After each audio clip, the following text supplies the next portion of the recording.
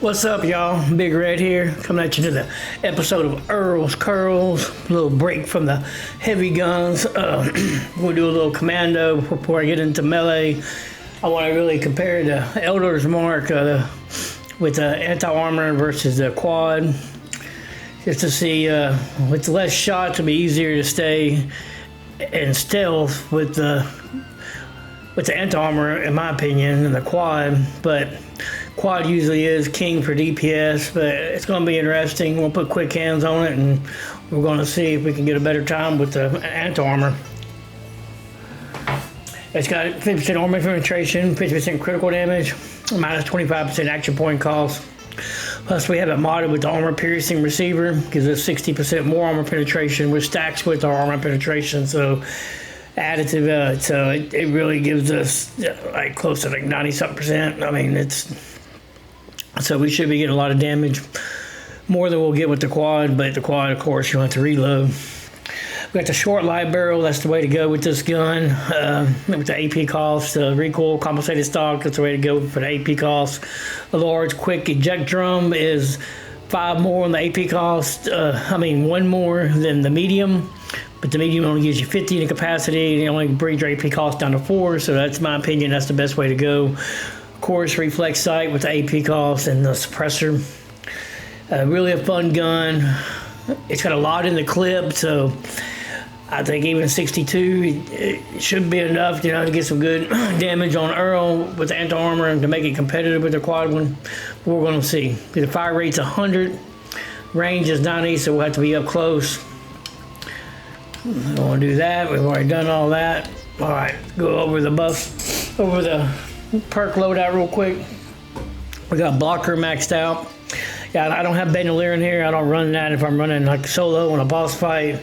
I'm only going to run bandolier if I'm playing like every day maybe. But even then, the cost of the weight of the ammo ain't that much. But you might want to run it if you're running this on an everyday build, especially a newer player. We got a traveling pharmacy for our chems. We got to get high to survive. Not really. I am a sober person, but you got to make it through the wasteland somehow. All right, perception. We got master all the commandos maxed out. We got concentrated fire maxed out. You definitely need this for the range on it. Tank killer for a little extra armor penetration, stacking what we already got. We got life giver maxed out, get 45% more maximum of our health. This is definitely essential for any commando low health build. We don't got no power armor, so we are going to be a little vulnerable. We're a little tanky. We got endurance, and we got blocker, and we got serendipity. And we have fireproof, which is another great mitigation perk for tankiness. Radical for carry weight. Got to take advantage of the rads. Revenant for a little more damage. We got a scout banner popped. We're going to revive ourselves. Ghoulish, so that way we'll still take radiation, but it'll help us when in those pools of radiation regenerate some lost health. So yeah, we're gonna go with that.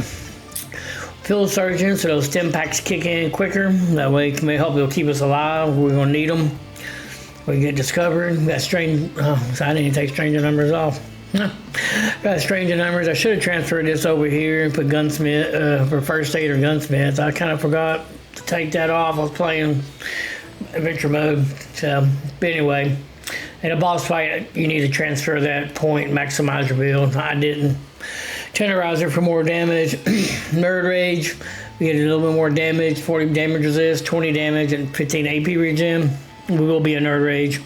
Gunsmith out of 4. Durability. Elder's Mark is a cursed weapon, so it does break quick and the fire rate so high. I got an improved parakit along with this. We should be okay. An Action Boy for AP regen. Got Born Survivor to kick in our stim pack from below 20% health. We'll be there. Escape Artist to help us try to stay hidden. Stealth is a hard thing in this game. It's really easy to play sometimes and some things, but the more that you're firing, it's just a tricky thing. It's really finicky. So it is an easy way to take the boss home, but it's also easy to get discovered. And you got to stop firing for a minute, and you got to duck down, duck back. Sometimes swap weapons and get that card to kick so you can escape. Secret Agent. I put this on there myself because I'm gonna pop a Stealth Boy 3 because I'm trying to get maximum stealth here. I want to maximize on our Mr. Sandman and Covert Operatives after 6 o'clock. I do advise run solo, try to go after 6 so you can get 100% sneak damage, not just the 50% you get from Covert Operative. Slap on an extra 2 there. I sacrifice a point for Secret Agent. I rather make sure that I'm hidden and I'm getting this extra 3.3%. Adrenaline maxed out for damage. We'll stack up our adrenaline on the way in. We got better criticals for extra 100% critical damage. Serendipity for survivability. You'll see this card kick in. Definitely important. Curator for our bobbleheads and magazines. Starch Gene for mutations. We have Critical Savvy to get a crit every other shot. Well, luck will be at 33. We'll be there. We're going to take Good Assault off. And I'll tell you, we would put Bloody Mess on, but I might take Curator off. Let's do a Quick Hands. We could go 3. We could go Quick Hands 2. We could take Curator off, and we could go a Bloody Mess at 2. A little extra damage. All right, let's do that. See how it works. Let's take Master Infiltrator off, and let's put on Funky Duds. So we got Funky Duds and Follow Through for a little extra damage at the beginning of the fight, and 4 specials.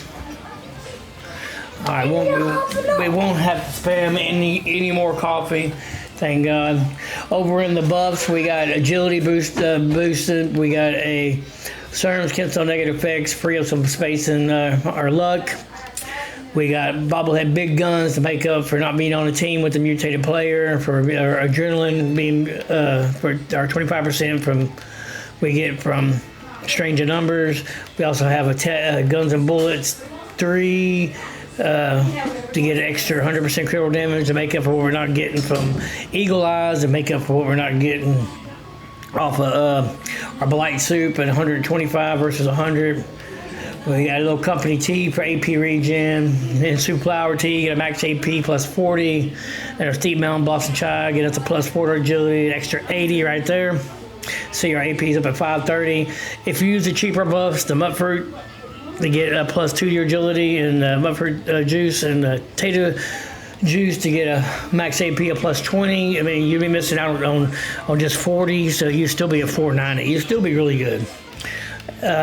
Blight Soup, yes, I'm using Blight Soup. I want to show y'all. I mean, I do use Blight Soup. Now I use fancy buffs. Extra 100% critical damage. That's definitely essential. Silk Bean Soup's helping our endurance, which is making us tanky. And we got Adrenaline, Bird Bones, Eagle Eyes, Egghead, Grounded, Herbivore, Hermitite, Marsupial, Skelly Skin, and Speed Demon. And we do have a full set of Covert Scout. Well, let's repair that. The only thing one good thing about doing these Earl runs, it does make you look at all your stuff before you go in. Okay, I'm just go ahead and repair that. I should have done that on the workbench, but I didn't. And we're going to put a Secret Service piece on there to add for our tankiness. You can rock 4 pieces of Secret Service and rock your, here we go, I'm talking and walking. Rock 4 pieces of your Ultra, Covert Scout Ultralight, and you'll still be pretty stealthy because it's double stealth. And then we're down ourselves potato salad. All right, work first try. I think Bethesda finally fixed this. All right, get some dirty water.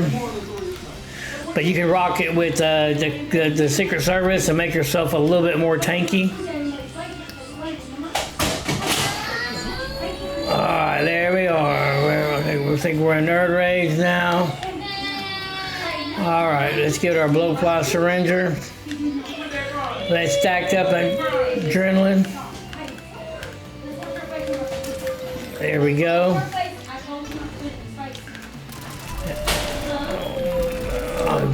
Damage looks good. Switch back over, make sure we reload. Hey guys, I borrow some y'all's juice. Like I said, we do this with the Blowfly because it makes them spawn the Blowflies. In case there's somebody watching and they're watching before. And when they spawn the Blowflies, you need to get 6 to max out your adrenaline. So we got 6 We got extra. We got the boat flies spawning to give us 6 targets before we go in. We don't want to do that. All right. Let's do ballistic bulk, liquid courage. I didn't have Chemfing because Chemfing can last for. It's gonna last for about 5 minutes, and hopefully in 5 minutes we got him killed. Oh yeah, we are shredding him. Let's do our stealth boy.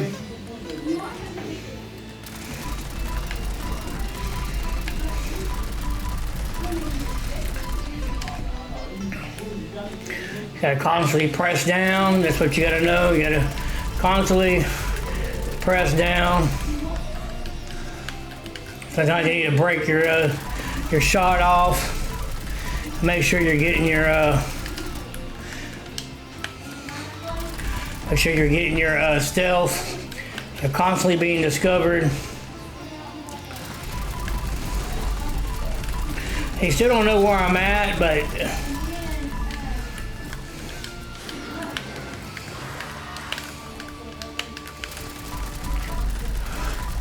he does pick up on us, and we got to constantly. Alright, so now we've been discovered.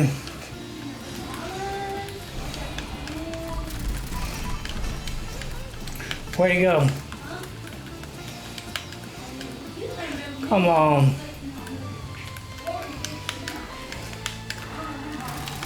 There he is. I'll mess my time up, Earl. I don't think so. Not today. Not today, Earl. Not today, Earl.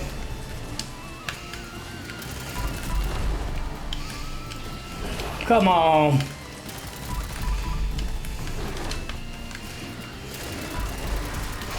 Alright, I think we did a really good time. Like I said, stealth is very, very tricky in this game.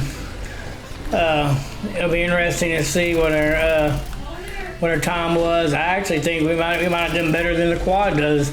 The problem with the quad, in my opinion, is that the quad sometimes has just so much ammo for a commando weapon that you almost run out of APs. You got to spam your coffee. I do have mine set up to spam like that. That's what I would advise that, just to help out.